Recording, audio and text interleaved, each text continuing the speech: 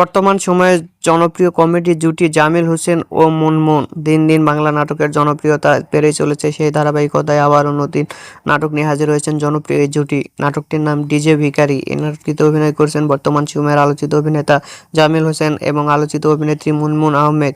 এই নাটকটি রচনা ও পরিচালনা করেন রনি আহসান। নাটকটি খুব শীঘ্রই বৈশাখী টিভির পর্দায় দেখতে পারবেন। আপনারা দেখতে চাইলে অবশ্যই ঈদে বৈশাখী টিভির ইউটিউব চ্যানেলে প্রকাশিত হবে। আপনারা দেখতে চাইলে অবশ্যই বৈশাখী টিভি পর্দায় চোখ রাখুন এবং নিয়মিত নতুন নতুন নাটকের আপডেট পেতে হলে অবশ্যই চ্যানেলটিকে সাবস্ক্রাইব করে রাখুন। পরবর্তী ভিডিওর জন্য অপেক্ষা করুন।